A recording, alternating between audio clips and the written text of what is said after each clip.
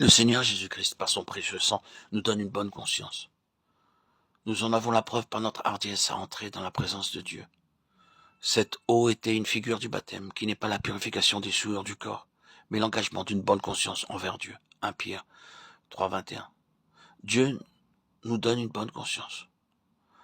Toutes les tâches coupables causées par les pensées, les actes de péché ont été enlevées par notre Seigneur, par son sang.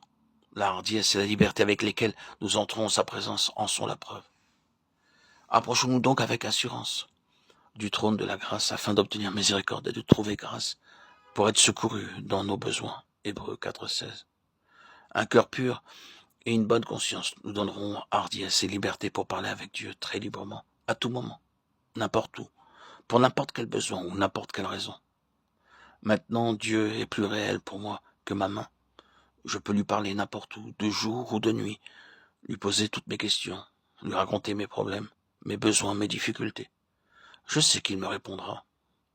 Supposons que j'ai la conscience mauvaise au point que je ne puisse pas prier. Quelquefois je dis quelque chose dans la colère, mais je suis tellement troublé que je ne peux plus parler à Dieu. Alors je me mets à genoux. Seigneur, pardonne-moi. Je suis désolé de m'être mis en colère. J'ai dit quelque chose de mal. Pardonne-moi, s'il te plaît. Lorsque je suis pardonné, je peux parler aussitôt, très librement, à Dieu. Une bonne conscience donne la liberté et la hardiesse pour parler à Dieu. Et je peux rester longtemps en présence de Dieu. Nous recevons aussi une nouvelle nature, laquelle nous assure de sa part les plus grandes et les plus précieuses promesses, afin que, par elle, nous devenions participants de la nature divine en fuyant la corruption qui existe dans le monde par la convoitise. 2 Pierre 1,4. En tant que pécheurs, nous avions une nature pécheresse, souillée et pourrie. Maintenant, Dieu nous donne une nature divine sainte et pure, car notre nature pécheresse ne peut pas être purifiée par des efforts humains. Il y avait un professeur se trouvant à Londres qui pensait pouvoir changer la nature d'un porc. Il prit un jeune porc et le garda dans un endroit propre avec un sol en marbre, la lumière électrique, un ventilateur. Il avait ordonné à un serviteur de donner au cochon un bain quotidien. Il fut donné au cochon un bain d'eau chaude chaque jour pendant 10 ans, et il fut aussi poudré et peigné. Alors le professeur dit, maintenant mon porc est transformé. Un jour, le cochon vit de l'eau sale alors qu'il se promenait avec le professeur. Il s'y roula dedans, et le professeur comprit que ses années de travail avaient été vaines. Vous ne pouvez pas changer la nature du cochon avec du savon, de l'eau chaude et de la poudre. Pareillement, personne ne peut changer la nature humaine par l'éducation, la culture ou la civilisation. Un homme peut être docteur en théologie ou en philosophie, ou avoir un autre doctorat, mais cela ne changera pas sa nature. Le pécheur demeurera corrompu. Comme la parole de Dieu le dit, le cœur de l'homme est trompeur, notre nature est corrompue. Vous pouvez en voir la preuve autour de vous. Hommes et femmes marchent dans une voie honteuse. Pourquoi? Ils ont une nature corrompue, pécheresse et trompeuse. Ils se réjouissent davantage à la vue des choses souillées que des choses célestes. Ce qui est dans le cœur est révélé. Dans certains endroits, ceux qui sont à moitié nus sont appelés sauvages, tandis qu'en Occident, ceux qui sont à moitié nus sont dits civilisés. Quelle dérision, quel aveuglement. Une nature corrompue, souillée et pécheresse ne pourra pas être changée par l'éducation, la science, la connaissance ou par aucun effort humain. Mais il y a un remède.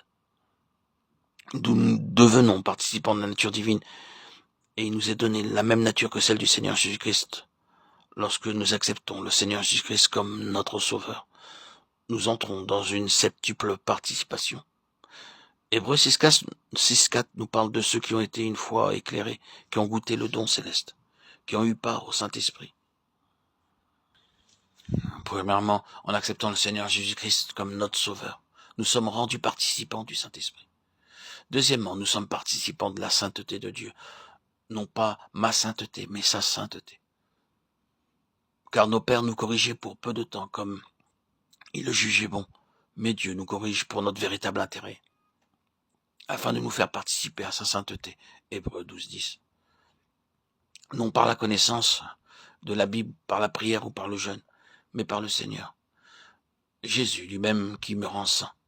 Troisièmement, nous avons une participation à la vocation céleste. Frères saints, qui avez part à la vocation céleste, Hébreux 3:1.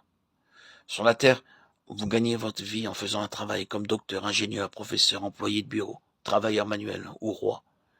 Spirituellement, nous avons la même vocation céleste. Quel est cet appel? Montrer la gloire et la puissance de Dieu aux autorités célestes. Il y avait une fois un homme riche qui construisait une grande maison. La pièce principale avait un plafond artistement décoré. C'était une très belle œuvre d'or, d'argent et de pierres précieuses. Des artistes habiles, venus de toutes les parties de l'Europe, vinrent pour décorer le haut plafond. Un jour, ses amis vinrent le voir, mais ne purent le voir clairement parce qu'il était trop haut. Ils allongèrent beaucoup leur cou, mais ils ne purent pas encore le voir. Alors l'homme riche apporta un grand miroir et le plaça sur la table. Ainsi, toute la beauté du plafond put être vue dans ce miroir. C'est notre appel céleste, c'est la gloire et la beauté de Dieu qui ne peuvent être révélées par les montagnes, les oiseaux et les étoiles, mais par vous et moi. Nous pouvons être conférenciers, professeurs ou docteurs, mais spirituellement, notre appel est de montrer la gloire et la beauté du Seigneur. Les visages de ceux qui sont nés de nouveau possèdent une beauté particulière et céleste. Cette beauté ne peut pas être obtenue par des moyens terrestres. C'est une beauté céleste. Et nous sommes participants du céleste héritage. Rendez grâce au Père qui nous a rendus capables d'avoir part à l'héritage des saints dans la lumière. Colossiens 1:12.